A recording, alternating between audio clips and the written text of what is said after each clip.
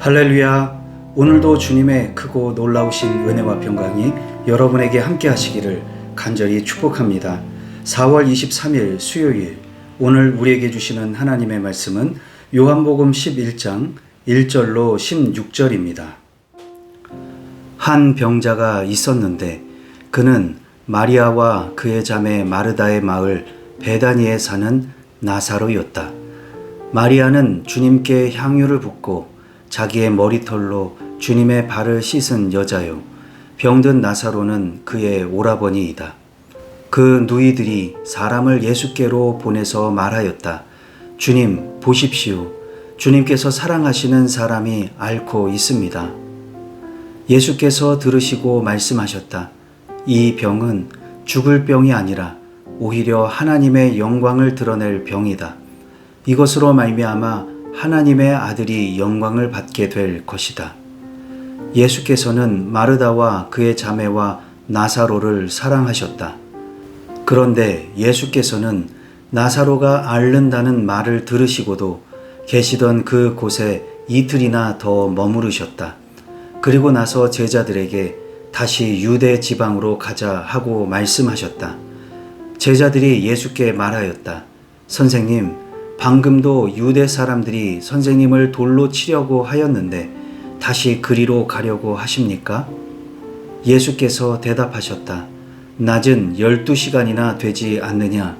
사람이 낮에 걸어다니면 햇빛이 있으므로 걸려서 넘어지지 않는다.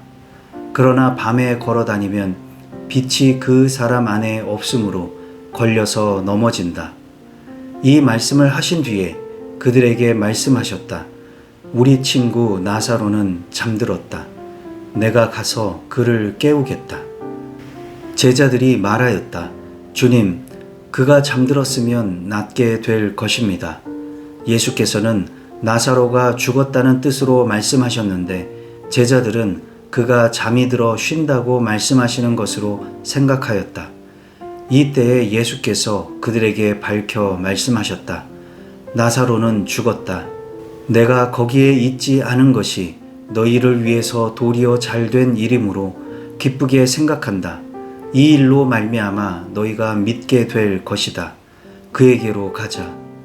그러자 디두모라고도 하는 도마가 동료 제자들에게 우리도 그와 함께 죽으러 가자 하고 말하였다. 아멘. 오늘은 병든 나사로를 치료하러 가시는 이야기입니다. 예수님은 마리아, 마르다, 나사로 이 3남매와 가까이 지내셨습니다. 그 중에 마리아는 예수님께 향유를 부었던 여인이지요. 오늘 본문 3절에서는 사람들이 예수님께 나아가서 나사로를 호칭할 때 주님께서 사랑하시는 사람이라고 했습니다. 그런 정도로 이 3남매는 예수님과 각별했던 관계였습니다. 이런 나사로가 병이 들자 마르다와 마리아는 예수님께 사람을 보내서 도움을 청했던 것입니다. 그러나 예수님은 이 병이 죽을 병이 아니라 하나님의 영광을 드러낼 병이라고 하시고 계시던 곳에서 이틀이나 더 머무르셨지요. 그토록 각별했던 관계라면 예수님이 황급하게 가셨을 법한데 의외로 예수님은 그 자리에서 지체하셨던 것입니다. 그리고 나서 다시 유대 지방으로 가자고 하시면서 드디어 나사로에게 가려고 하셨습니다. 그러나 그러다가 예수님을 돌로 치려던 유대인들을 만날 수도 있었기에 제자들은 이를 만류했습니다. 그렇지만 예수님은 낮에는 빛이 있으니 걸려 넘어지지 않는다고 하시면서 가자고 하시죠. 실제로 낮 시간에 이동하면 닿을 수 있어서 그럴 수도 있겠지만 아직은 예수님이 죽으셔야 할 때가 아니기에 괜찮다는 말씀이기도 합니다. 이렇게 가는 도중에 예수님은 나사로가 잠들었으니 내가 가서 깨우겠다고 하셨습니다. 제자들은 잠들었으면 곧 낫겠지요 하면서 안도했지요. 그러나 예수님은 죽었다는 뜻으로 말씀하신 것입니다. 또한 이 일로 말미암아 너희가 나를 믿게 될 것이라고 하십니다. 자, 그럼 오늘 주신 말씀을 붙들고 우리는 어떻게 살아야 할까요? 첫 번째로 하나님께서 영광 받으실 것을 기대하고 있습니까? 오늘 본문 4절에서도 나사로가 앓고 있는 이 병은 죽을 병이 아니라 오히려 하나님의 영광을 드러낼 병이라고 하셨지요. 전에 나면서부터 시각장애인이었던 사람에게도 비슷한 말씀을 하셨습니다.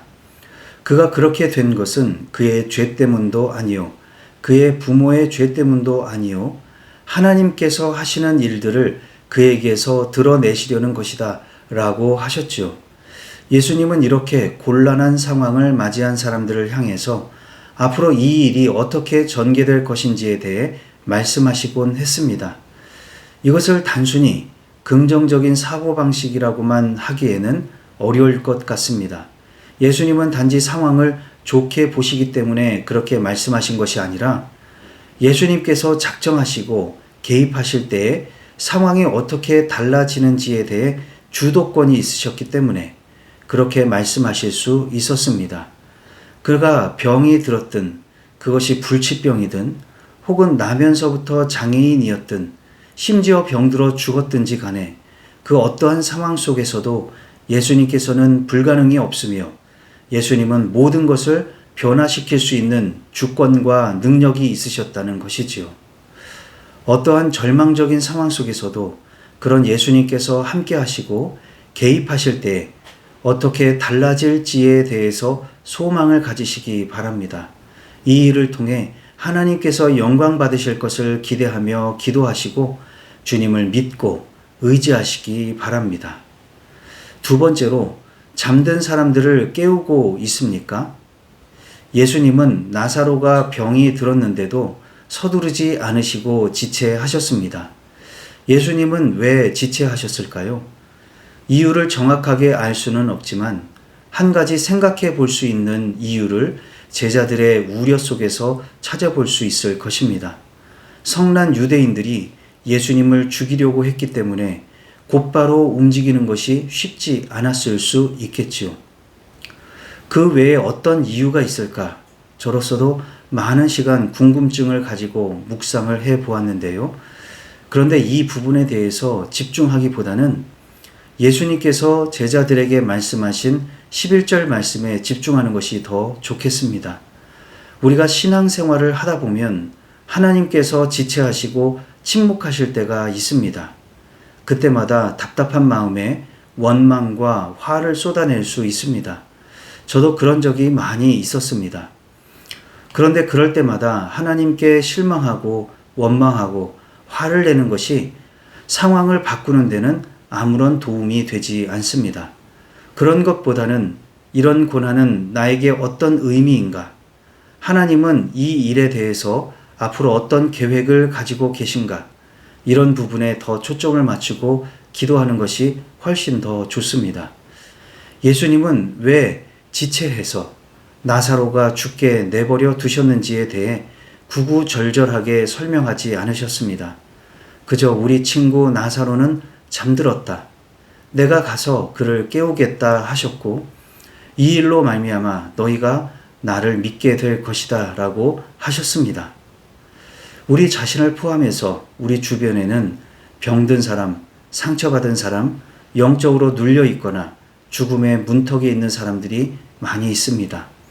우리의 손길이 필요한 사람들에게 나아가서 그를 깨울 수 있는 저와 여러분이 되시기를 바랍니다. 오늘도 성령님과 동행하며 주님을 의지하십시오. 주님께서 개입해 주시니 앞으로 하나님이 받으실 영광을 기대할 수 있기를 바랍니다. 또한 하나님이 왜 침묵하시고 왜 지체하시는지 그런 부분에 너무 함몰되지 마시고 우리 주변을 돌아보며 이제부터라도 잠든 사람들을 깨우고 하나님의 백성들을 일으켜 세울 수 있는 저와 여러분이 되시기를 주님의 이름으로 축복합니다. 기도하시겠습니다. 사랑과 은혜가 풍성하신 하나님 아버지, 오늘도 말씀으로 새날을 열어주시니 감사를 드립니다. 지금은 비록 고단하고 힘겨워도, 지금은 비록 마른 땅에 풀 한 폭이 자라지 못하는 황폐한 땅이라고 해도 앞으로 하나님께서 변화시켜 주시고 그 일로 인해 하나님이 받으실 영광을 바라볼 수 있게 하옵소서. 그런 기대와 소망이 결코 꺾어지지 않게 하시고 하나님의 영광을 위해 쓰임받는 우리 모두가 되게 해 주옵소서. 또한 하나님의 침묵 속에 하고 싶은 말도 많고 울고 싶을 때도 많이 있음을 고백합니다. 우리의 짧은 생각과 우둔함으로 하나님을 원망할 때도 많이 있었습니다. 이제는 그런 시간에 얽매이지 않게 하시고 앞으로 나아가 이제부터 하나님이 하실 일들에 동참하게 하옵소서. 이 세상에 잠들어 있는 사람들이 많이 있습니다. 죽음의 영에 사로잡혀 있는 사람들이 많이 있습니다. 이제 예수님과 함께 가서 그들을 깨울 수 있기를 원합니다. 악한 영들을 물리치기를 원합니다. 이를 통해서 하나님의 영광을 나타내기를 원합니다. 우리를 사용하여 주시옵소서. 예수님의 이름으로 기도하옵나이다. 아멘.